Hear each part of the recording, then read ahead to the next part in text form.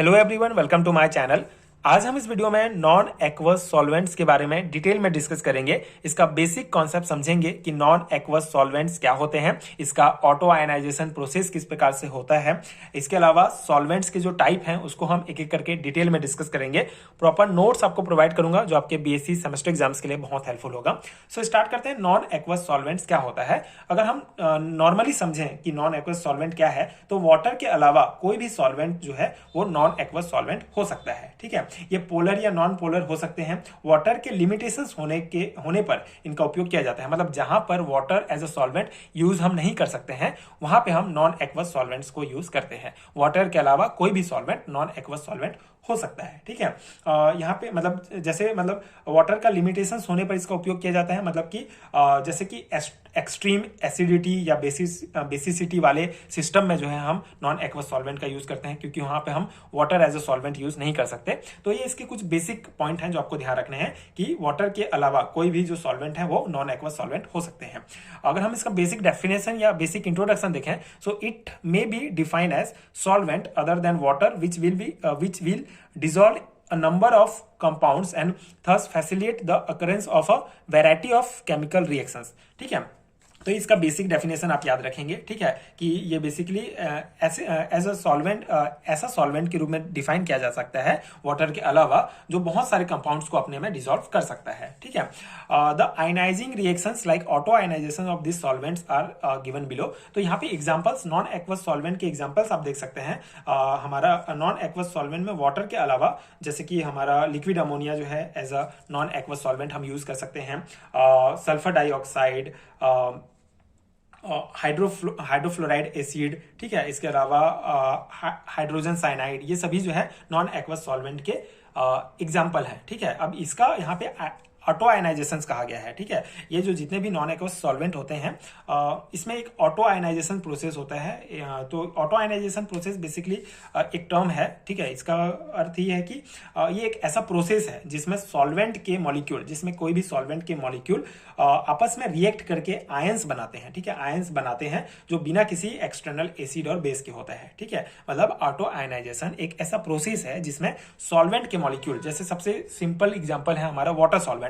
Water solvent के molecule आपस में रिएक्ट करके क्या बनाते हैं, हाइड्रोनियम आयन बनाते हैं। ठीक है, तो ये हमारा ऑटो आयनाइजेशन प्रोसेस होता है। इसी प्रकार नॉन एक्वस सॉल्वेंट की हम बात करें, जैसे हमारा लिक्विड अमोनिया है, तो लिक्विड अमोनिया के जो लिक्विड अमोनिया जो है के मॉलिक्यूल जो है आपस में रिएक्ट करके ये NH4+ आयन देते हैं। उसी प्रकार SO2 सल्फर डाइऑक्साइड के मॉलिक्यूल आपस में रिएक्ट करके SO2+ आयन देते हैं। उसी प्रकार HF हमारा हाइड्रोफ्लोराइड एसिड जो है H2F+ आयन देते हैं। तो इस प्रकार से ये नॉन एक्वस सॉल्वेंट में ऑटो आयनाइजेशन प्रोसेस होता है।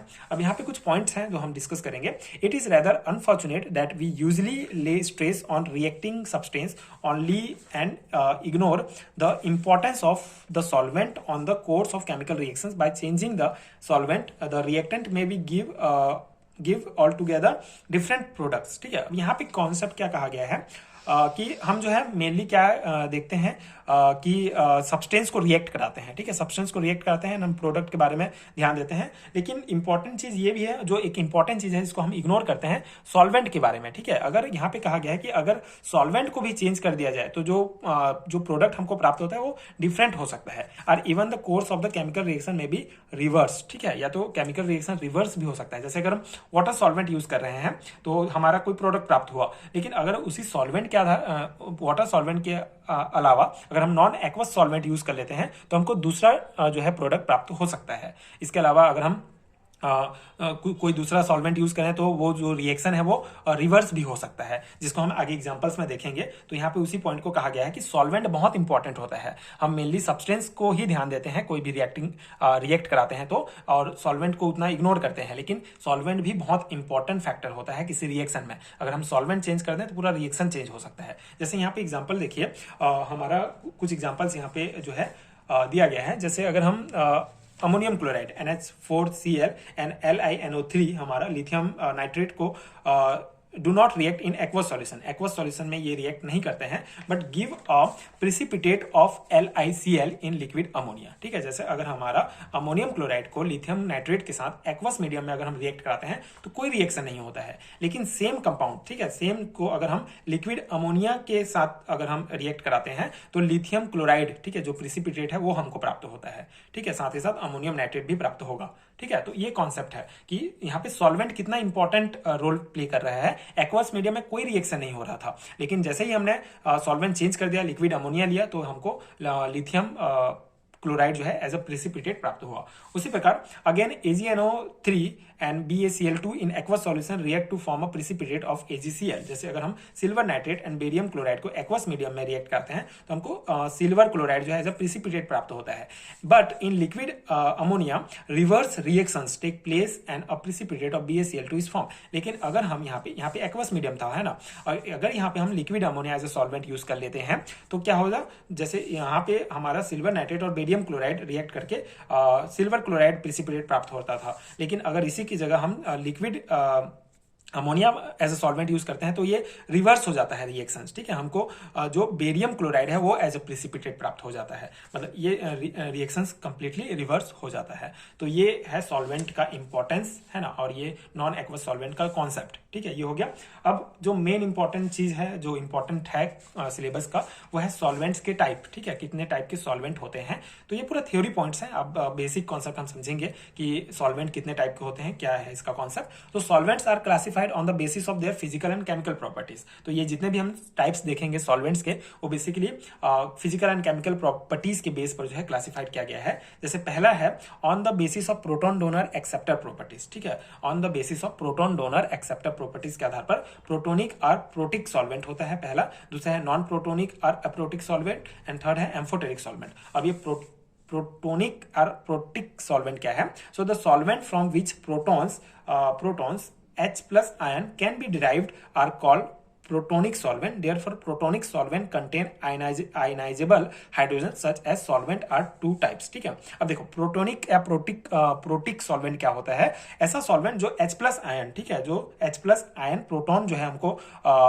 प्रोवाइड करता है, ठीक है, जिससे हमको H प्लस आयन प्राप्त होता है, वो प्रोटोनिक सॉल्वेंट कहलाते हैं। ठीक है, इसीलिए प्रोटोनिक सॉल्वेंट जो है ये आयनाइजेबल हाइड्रोजन जो है ये कंटेन करते हैं। अब ये अगेन टू टाइप के होते हैं। पहला टाइप है हमारा एसिडिक और प्रोटोजेनिक सॉल्वेंट। ठीक है, एसिडिक या protogenic solvent. So the solvent which have a tendency to donate proton are acidic in nature and are called acidic solvent or protogenic solvent. Protogenic solvent क्या है? जो H plus ion जो है donate कर सकते हैं, उनमें टेंडेंसी होता है प्रोटोन डोनेट करने की, वो होते हैं प्रोटोजेनिक सॉल्वेंट। इसके एग्जांपल में आप देखेंगे H2SO4, liquid hydrogen fluoride HF and acetic acid CH2COOH। ठीक है, ये सभी एग्जांपल्स हैं प्रोटोजेनिक सॉल्वेंट के अंतर्गत आते हैं। ठीक है, सेकेंड टाइप है basic or protophilic solvent. Basic or protophilic solvent, तो इसमें क्या है? Solvent which have strong tendency to accept proton and are basic in nature are called a basic or protophilic solvent. ठीक है, ये जो इसके अंतर्गत जो भी हमारे सॉल्वेंट आएंगे वो बेसिकली बेसिक होते हैं नेचर में, और ये प्रोटोन एक्सेप्ट करते हैं। ठीक है, जैसे एग्जांपल में आप देखेंगे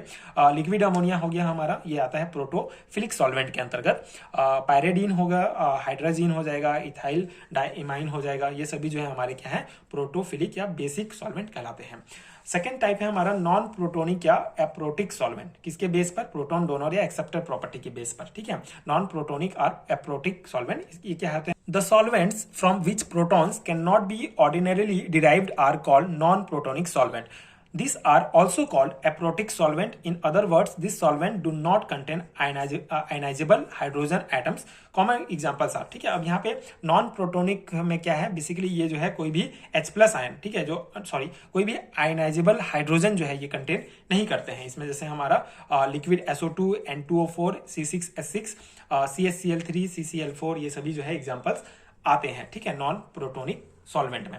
थर्ड है हमारा type amphoteric solvent. So the solvent which neither have a strong tendency to gain और nor a strong tendency to lose proton. ठीक है, तो ऐसे सॉल्वेंट जो जिनमें ना तो किसी जो है प्रोटॉन गेन करने की या प्रोटॉन डोनेट करने की टेंडेंसी होती है वो एम्फीटोरिक सॉल्वेंट कहलाते हैं।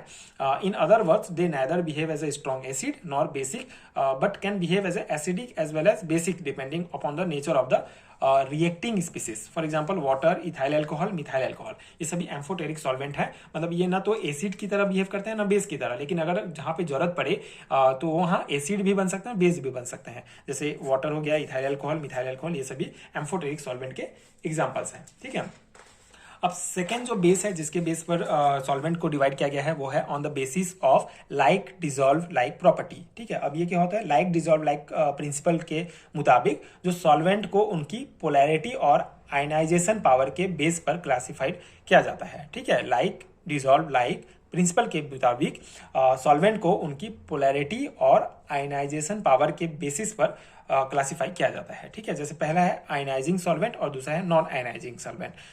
आयनाइजिंग सॉल्वेंट क्या होता है, the solvent which are capable of undergoing self ionisation are called ionising solvent. Some common examples are H2O, NH3, HF, SO2, N2O4 etcetera. ठीक है, तो सेल्फ आयनाइजेशन या ऑटो आयनाइजेशन हमने स्टार्टिंग में पढ़ा। ठीक है, वही कॉन्सेप्ट है कि ऐसे कोई सॉल्वेंट जो जिसमें सेल्फ आयनाइजेशन होगा, मतलब कि दो मॉलिक्यूल, किसी सॉल्वेंट के दो मॉलिक्यूल आपस में मिलकर आयन बनाएंगे तो वो क्या कहलाएंगे, आयनाइजिंग सॉल्वेंट कहलाएंगे। ठीक है, जैसे लिक्विड अमोनिया, ये SO2, वाटर, ये सभी आते हैं आयनाइजिंग सॉल्वेंट के अंतर्गत। नॉन आयनाइजिंग सॉल्वेंट में क्या आते हैं, this solvent are non polar और non ionic in nature. The solvent which do not ionise at all are called non ionising solvent. ठीक है, ये बिल्कुल भी आयनाइज नहीं होते हैं। सम कॉमन एग्जांपल में बेंजीन आता है, कार्बन टेट्रा क्लोराइड आ जाएगा, हाइड्रोकार्बन आ जाएगा, ये सभी जो है हमारे क्या आ जाएंगे, नॉन आयनाइजिंग सॉल्वेंट आते हैं। दिस आर नॉन पोलर और नॉन आयनिक इन नेचर। ठीक है, ये आयनिक मतलब आयनाइज नहीं होते हैं बिल्कुल भी। ये हो गया हमारा नॉन आयनाइजिंग सॉल्वेंट।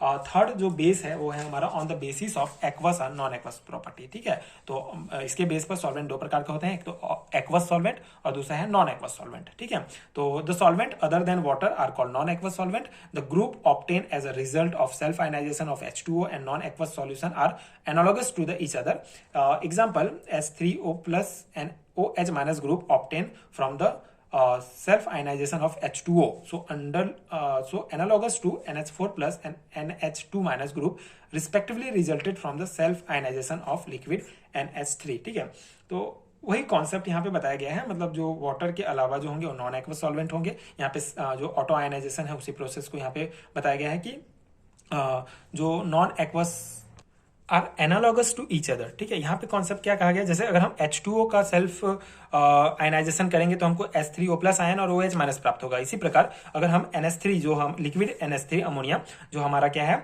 एक नॉन एक्वस सॉल्वेंट है, इसका सेल्फ आयनाइजेशन करेंगे तो हमको NH4+ एंड NH2- प्राप्त होगा। ठीक है, जो इसके बराबर ही है। ठीक है, मतलब H2O के जैसे ही इसका भी क्या होता है, सेल्फ आयनाइजेशन प्रोसेस होता है। This is called parent solvent concept. ठीक है, ये जो कॉन्सेप्ट है वो बेसिकली क्या कहलाता है, पेरेंट सॉल्वेंट कॉन्सेप्ट कहलाता है। Large number of chemical reactions have been correlated in term of this concept. ठीक है, तो इस कॉन्सेप्ट के आधार पर बहुत सारे केमिकल रिएक्शंस होते हैं। इसी को पेरेंट सॉल्वेंट कॉन्सेप्ट कहा जाता है। मतलब कि H2O का सेल्फ आयनाइजेशन से हमको एक पॉजिटिव आयन से नेगेटिव आयन प्राप्त होता है। उसी प्रकार नॉन एक्वस सॉल्वेंट जैसे लिक्विड अमोनिया का भी अगर हम सेल्फ आयनाइजेशन प्रोसेस होता है तो सेम हमको आयन्स प्राप्त होते हैं। तो इसीलिए ये हमारा मतलब पेरेंट सॉल्वेंट कॉन्सेप्ट इसे कहा जाता है। मतलब ये बेसिक कॉन्सेप्ट है, एक थ्योरी पॉइंट है जो आप लिखेंगे। ठीक है, तो ये हमारा हो गया जितने भी टाइप्स के सॉल्वेंट थे हमने सभी को डिस्कस किया डिटेल में। एंड मैंने बेसिक कॉन्सेप्ट समझाने का प्रयास किया, प्रॉपर नोट्स मैंने प्रोवाइड किया जो डेफिनेटली आपके एग्जाम प्रिपरेशंस के लिए बहुत हेल्पफुल होगा। बीएससी सेकंड सेमेस्टर के सिलेबस में टॉपिक दिया गया है, आप अपने सिलेबस देख सकते हैं। किसी दूसरे कोर्स के अगर आप स्टूडेंट हैं आपके सिलेबस में ये टॉपिक्स दिए गए हैं तो ये डेफिनेटली आपके लिए बहुत हेल्पफुल होगा ये वीडियो। इस नोट्स को आप डायरेक्टली अप्लाई कर सकते हैं अपने एग्जाम्स में। इसके अलावा अगर आपको पीडीएफ नोट चाहिए, पीडीएफ हैंडरिटन नोट चाहिए केमिस्ट्री के, तो नीचे डिस्क्रिप्शन बॉक्स में आपको मिल जाएगा लिंक, आप वहां से चेक कर सकते हैं एंड नोट्स डाउनलोड कर सकते हैं, जहां से आप डायरेक्टली प्रिपेयर कर सकते हैं अपने एग्जाम्स के लिए। आपके लिए बहुत हेल्पफुल होगा। एंड अगर ये वीडियो हेल्पफुल है तो आगे के वीडियोस देखने के लिए चैनल के साथ जुड़े रहिए। Thank you so much for watching.